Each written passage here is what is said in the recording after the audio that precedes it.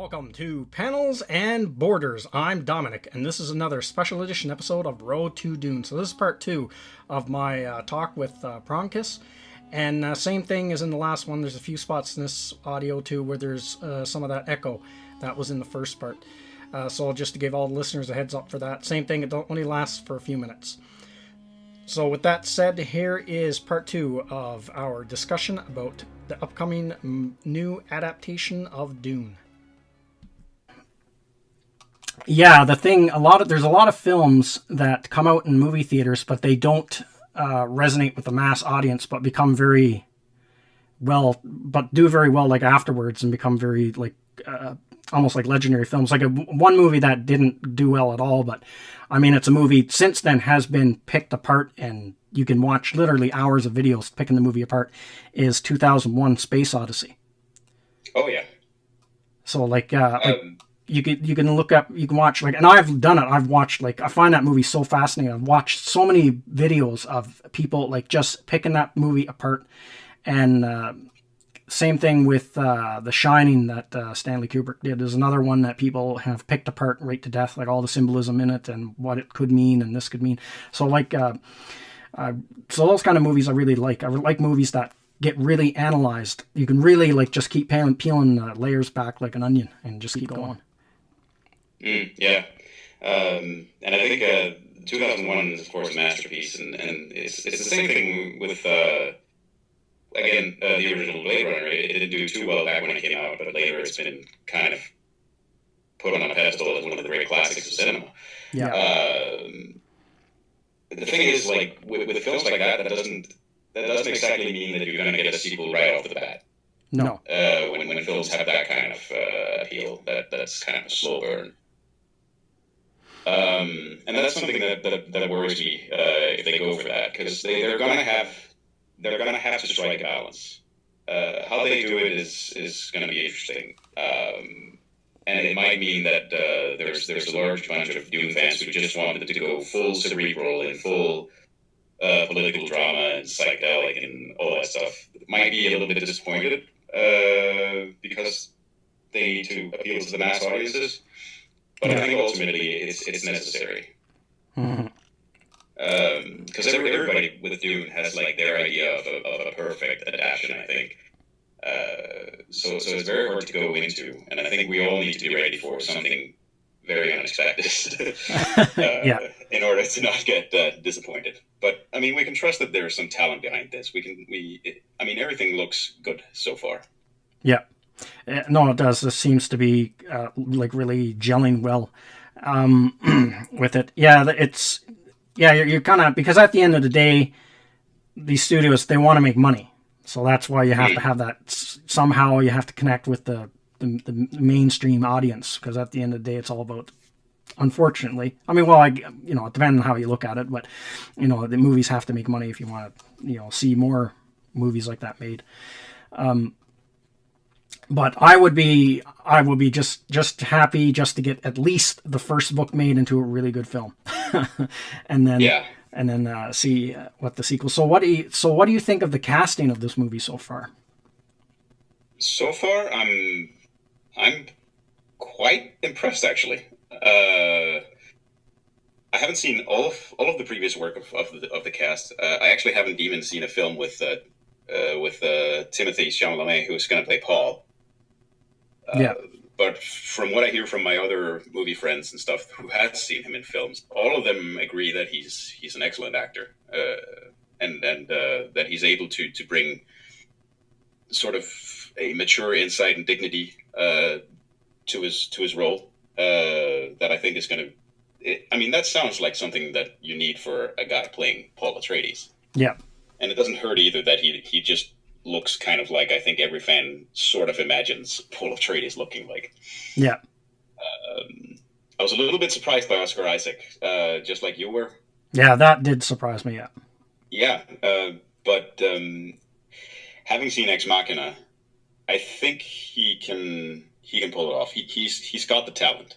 The thing that I hope he can do is just strike a balance in between the charm and the charisma and likability of some of his character of Poe Dameron, with the darker sides of some of his other characters, like in Ex Machina.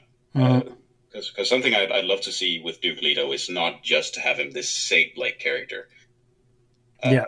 Because in the books they do say that he's a man with two sides, and I'd love to see that other side of Duke Leto, where he's a little bit more ruthless. Yeah.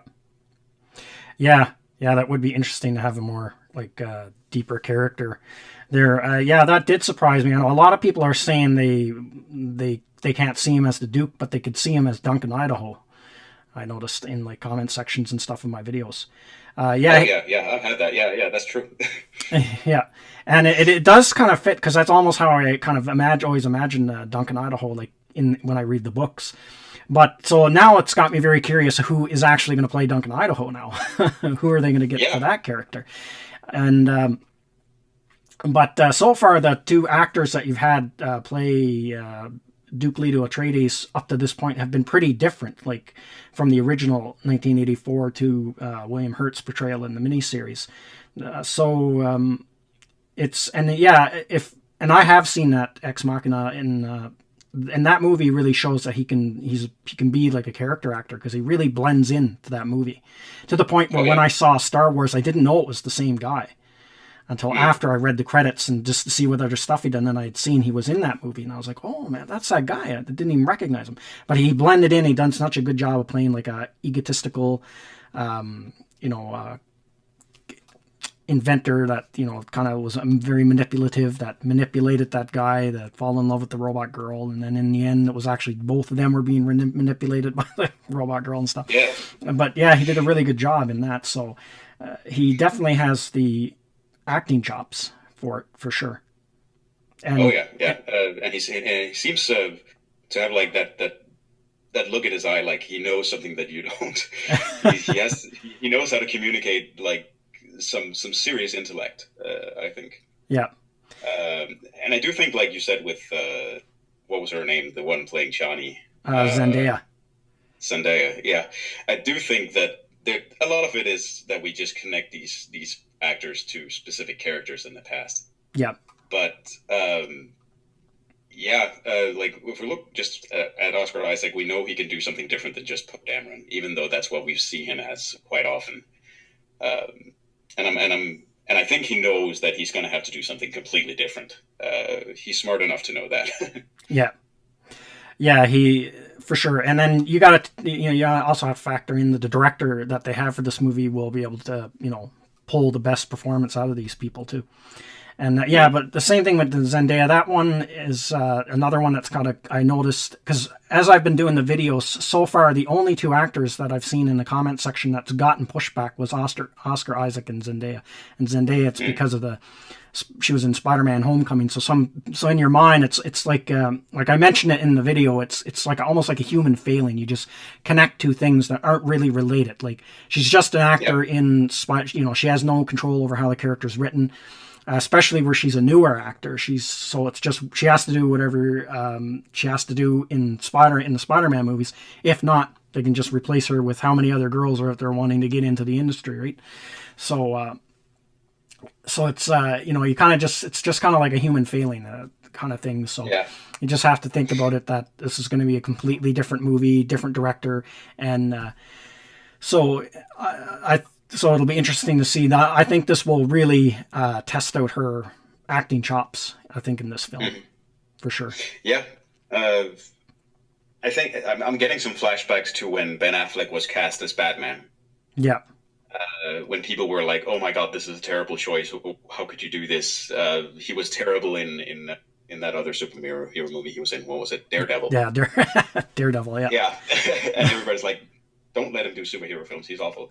The reason Daredevil was awful was not Ben Affleck. No, it's just, it was just, he didn't have much to work with. It was just a terrible film from the get-go. Anybody who had been cast for that would have been dreadful. And then when he did show his face in Batman, I haven't actually seen the films, but from what everybody's telling me is that he actually is part of, like, some of the best parts of that film. Yeah. Yeah. And I'm hoping it's sort of the same thing that's happening now. But we'll see. Yeah. Yeah, I'm hoping for the best, and so I'm kind of curious But it's really hard to speculate who they're going to cast, because I've had certain actors in mind, like for Stilgard and stuff, and then when they cast it, the guy for Stilgard, I was like, no, I didn't even think of that guy. Yeah, I think all of us Dune fans are kind of just like itching to know who's going to play who's going to. I mean, for Stilgar, I had like several guys running through my head. I think I had Idris Elba at one point. Yeah, I actually thought that one too. Yeah. Yeah, nice. And for Thufir, I'm like, oh, maybe John Noble, maybe this guy, maybe some of these other guys. Like, it's kind of part of the journey, and I really, I think that's part of just the enjoyment of film. Is just seeing them take shape. Mm-hmm. And it's one of the reasons why I found the original Dune as fascinating as I do, because even if you look at it, it's like a very flawed film. Yes, but it's a very fascinating film from a filmmaking perspective as well. So that entire journey of actually putting it to the screen and how you can actually see that reflected on the screen, it's all of this stuff is incredibly fascinating. Yeah, because there's that kind of like this Dune that's coming out. That one, same thing, was in the works for a very long time before they actually got it to the screen. Remember, there was the guy that made Alien. His name escapes me now. Ridley Scott was going to direct it originally, and then he had to leave the project because his brother passed away. And then there's that other guy, Giger. Giger, yeah, he was on board to do all the designs for that other director, Jodorowsky. Yeah, Alejandro, I think his name is, Jodorowsky. He was going to do, because there's that whole documentary, Jodorowsky's Dune. That's pretty interesting, but that would have been a really weird take on the book, because he was really straying from the novel. So if that movie had gotten made, it would have been a really bizarre version of Dune. I think the entire landscape of film would have been different. Like, on a pretty fundamental level, especially in terms of sci-fi, because it did mean we get to have Alien. Like without Jodorowsky's Dune project, we wouldn't have had Alien, and everything would have been different. Yeah.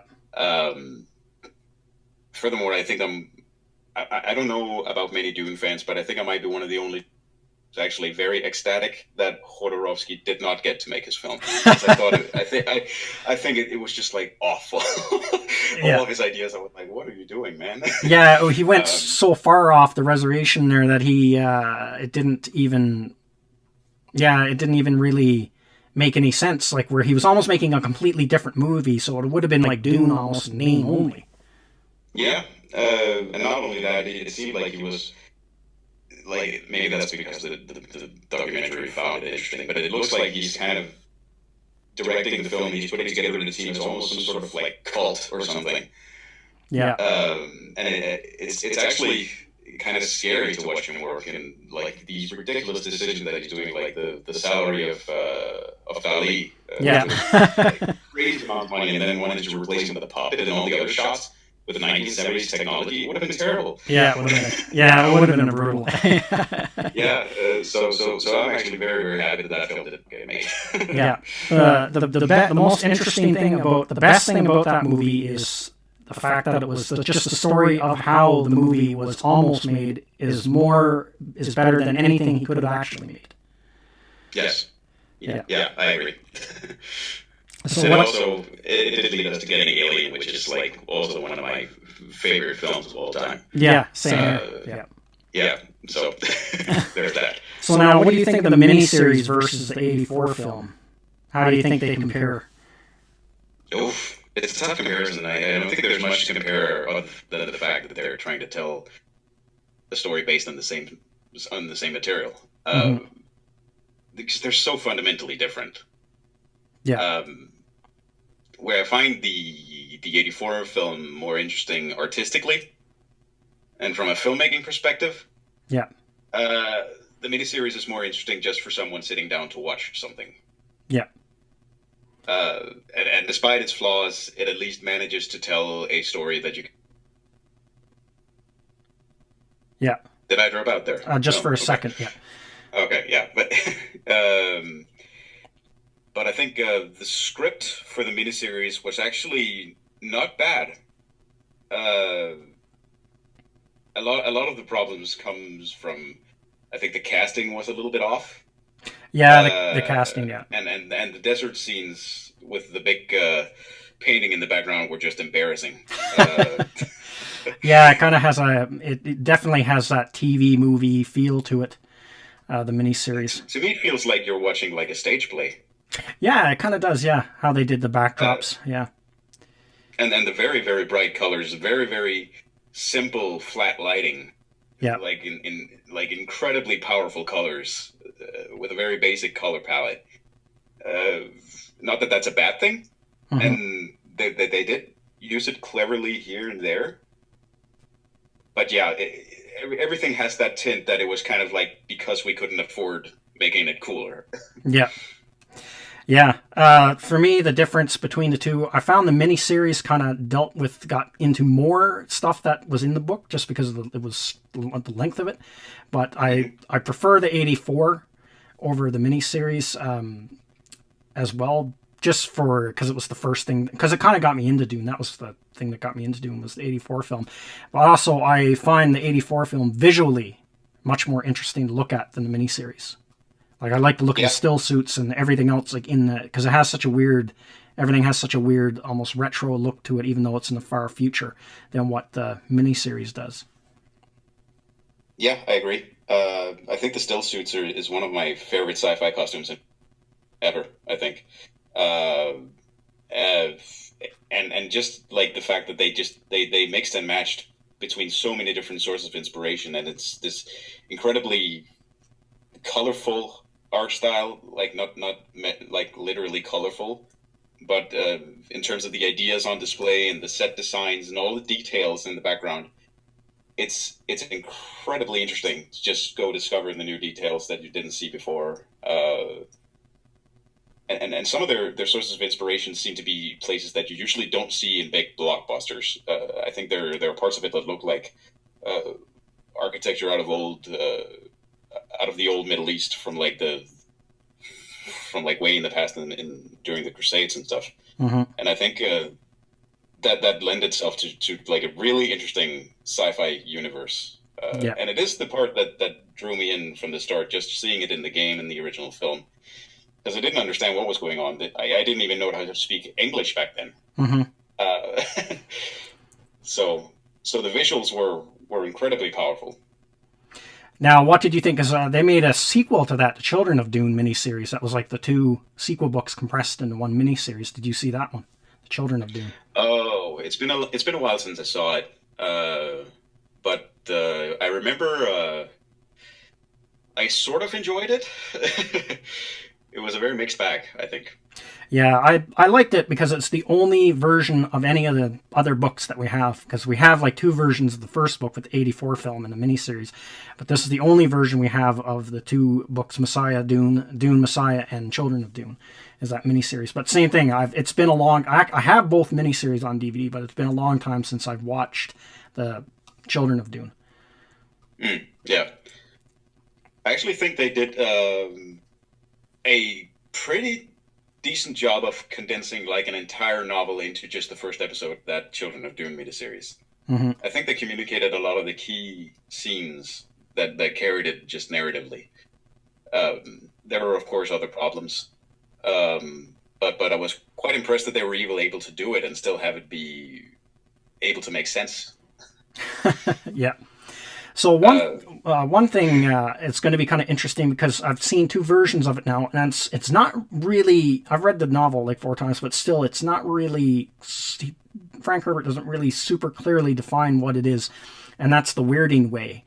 I know in the '84 movie, it was like a technological device that they used with sound, and then in the miniseries, it was almost like more of a martial art, but it's almost like they could move at super speed to yeah, dodge stuff. Now, I think that they took that. That's a character hat. Now, there is a character in the Dune novels that has that ability in one of the in Chapter House Dune. He can speed up his metabolism, move at super speed. So I think they kind of maybe borrowed that from that book and put it in. But in the actual novel, since I've read it like a few times, it doesn't really. He's not super. Kind of leaves a little bit open to interpretation there. So how do you think that's going to be handled in in the new movie, or what do you think the best angle would be to hit that with? Personally, I'd like it to with the sort of martial arts and combat techniques that they had in the miniseries, Mm-hmm.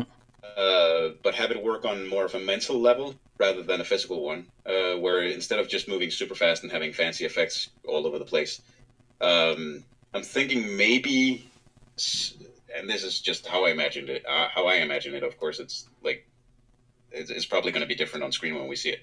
But I'm thinking something like the Sherlock Holmes film with Robert Downey Jr., where they slow down time and they show why he's such a good fighter, and it's because he's able to read people so well. And I think that would work very well with a Bene Gesserit. Yeah, well, because in the novel it kind of goes into how the weirding way is like they can fight so well and they can like increase their strength and stuff because they have like 100% control over their own metabolism and body and all that, and even their cells. So yeah, it would make more sense. It would make more sense to like what you're saying. Yeah, that makes sense. Have it like more of a martial arts, but because I found in the miniseries that's one thing I didn't really like, the whole kind of like where they moved at super speed, like just to throw that fancy effect in there. I thought that was almost like unnecessary. I found it kind of looked cheesy. Yeah, it really took you out of it. It looked incredibly fake, and also having a man run at those speeds just looks weird. Yeah. On film, like you can describe it in the book, and you can have the idea, and the idea itself is cool, but making it look cool on screen is like something entirely different. Yeah, it is. Yeah. Because it kind of fits in that uncanny valley. Like we know how it looks like when people run, when people move. So speeding that up is just it's very hard to make it look natural and believable. Mm-hmm. Now, do you think in this film, because they don't actually show the Space Guild Navigator in the first book, you don't have any idea what they look like until you read the second book. So do you think they'll keep that? Do you think they're going to show the Space Guild Navigator in this one, or do you think they're going to leave it a complete mystery? I'm actually a little bit puzzled why both the David Lynch film and the miniseries felt the need to even show the Navigators. Mm-hmm. I'm not quite sure what it adds to the story or the themes or the art of the whole thing. I don't really feel like, well, it did add to the art, of course, like visually, but in terms of the narrative art, it's I think it's kind of moot. And seeing as how fascinated Denis is by mysteries, I think he might choose to keep it under wraps. Yeah. He might choose to not show them and just hint at their existence, that there's something crazy going on that's beyond any of us.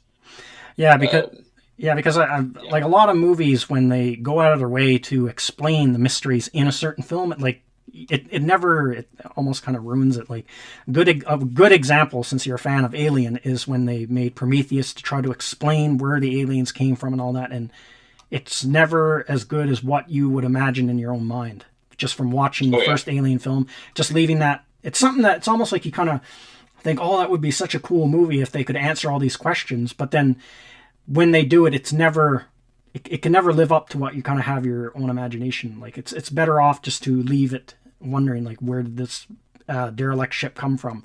You know, why was that guy there? Why were all these eggs here? And that's better just to leave that unanswered. Like, it gives the movie more texture, because then you're always wondering about it. But when they go ahead and they explain it, and then if it's not satisfactory, then it kind of diminishes, what they set out to do in the first film.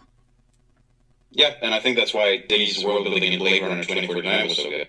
Yeah, like they just they don't exactly explain why the world works the way it does, but they kind of just show it how it is. Yeah. For example, the seawall. We can kind of make our own assumptions why there's a seawall. That it's snowing in Los Angeles. We can imagine, and we can connect it to the other parts of the world, and we can kind of, through these subtext, these visual subtext, we can kind of make everything make sense on our own and go explore it in the context of our own ideas as well, without them having shoved it down our throats. And I think that's part of why Villeneuve is considered such an intelligent filmmaker, is because he lets you connect the pieces on your own, and that he actually respects your intelligence. Yeah. Well, And that's I a think good, that that's a good that's going to point. be great for the world building in the second film. I think it's. I heard other people talk about world building that whatever answers you have, if you just uh, entice the curiosity of the audience, 9 times out of 10 they're going to have better answers than you do, Hmm. and they're going to share it on forums and stuff like that. And then, if you want, you can steal it from there when you keep going. Yeah. Well, a good example of that, of people like answers never being a satisfactory of what you had in your own mind, is a good example of that very recently is all the questions that were set up in The Force Awakens and then the answers that were given in The Last Jedi, how fans like did not respond well to that. So that's like a good modern day example. Or same thing going back to Alien, with Alien leaving everything a mystery, and then Ridley Scott going back to Prometheus and trying to explain it. And then Yeah. it just never really seems to pan out. I think with Star Wars, you kind of have more of an IP where I think you're a little bit more allowed to show and explain details. Yeah. It's a bit more of a pop culture thing. It's a bit more swashbuckling, and it's a bit like the superhero movies, like we mentioned before.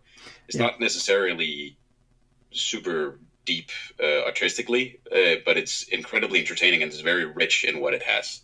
Yeah. And I think the Last Jedi gets a lot more hate than it deserved. I think it actually had some good ideas thematically about letting the new generation take over and letting the old stuff die, like how to move on from something that you loved in the past. How they move it on from it is a different question. Yeah. But yeah, it was an interesting idea that I think they didn't manage to show that they're able to have a good answer for these ideas that they have. But yeah, they did have at least that respect for the audience to at least until the next film comes out. We can imagine how they're going to treat these ideas. Yeah. And I think, like you said, it's going to be way more interesting anticipating those answers than it is once we get them. Yeah, that's how it always is. Yeah, the build up. Yeah. Yeah. Because I know, like, even when I watched The Force Awakens, like, I thought it was okay, but I was really hooked to see where all those story threads were going to go.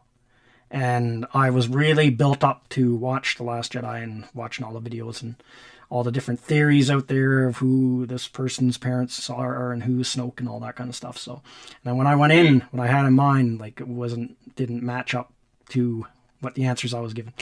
But, now just getting back on topic, I guess, with Dune here.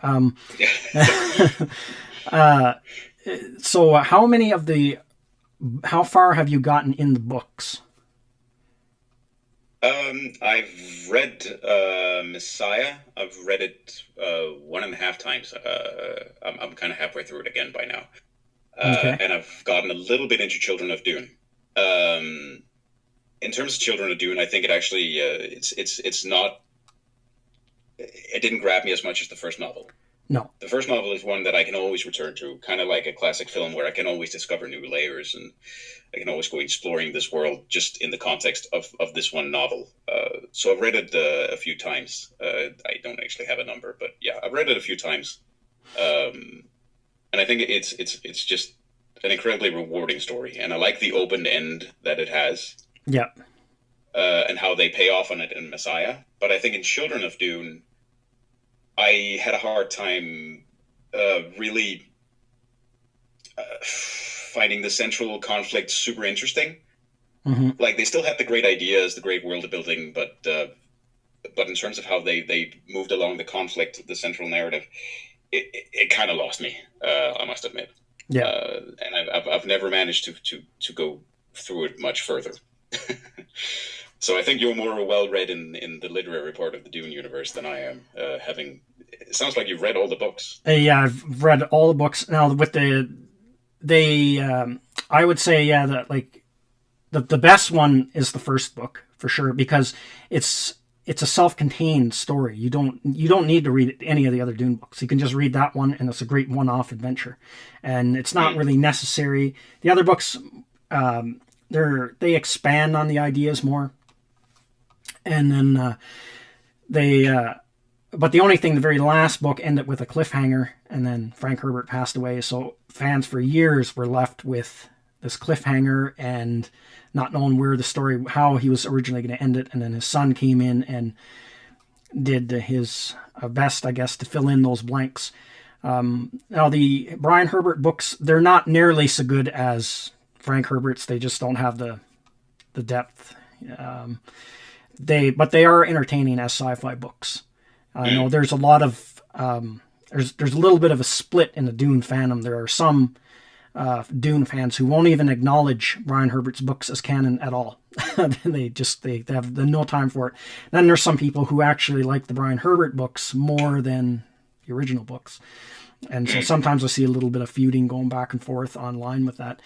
And so a lot of people are kind of worried.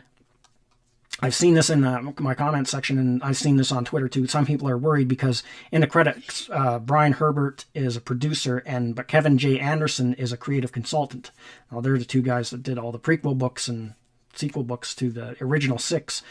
And right. So people are kind of worried, like, well, are these guys going to... Because they retconned some stuff in their books from the original Dune, when they did a little bit of retconning there. And so people are kind of worried, like, are they going to be stuffing their retconned ideas into this film? But I don't think so. Like, producer, that doesn't really mean that you're going to have any power. Say, that could just be like an honorary title. And same with creative consulting, that doesn't mean anything. It's kind of like an executive producer. Because I know they actually...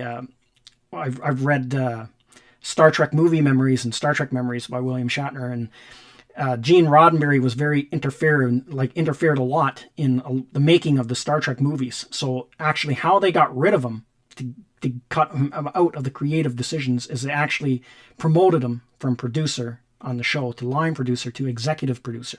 So then he just had an honorary title, but they basically cut off his power. So so just because they're in there as a creative consultant, that doesn't really mean anything. So that's something I wouldn't be worried about. Yeah, and I think they realize that that anybody who's even read Dune, they've always started with the first novel. Mm-hmm. At least by far most of us, I guess. I don't actually have read studies, and they of course know their audience better, but I would assume that they design it as a film. If they were designing it for people who have read the book, that they're going to design it for people who have read the first book. Yeah. Because I think that's the one that most people have read. So that's kind of what they know is the identity of Dune. So from a producing perspective, I think it would make sense to not retcon too much of the stuff that Frank Herbert did in the original. Yeah. So that's part 2 of our discussion. I hope you guys enjoyed that. And I'll have the final conclusion, the last part of the discussion, up tomorrow. And so let me know what you thought of this in the comments section, and I will see you at the next one. Thank you to all of my subscribers, and thank you for watching this video. And if you're new to the channel, like, subscribe, and share. And don't forget to hit the bell icon for notification when new videos are uploaded.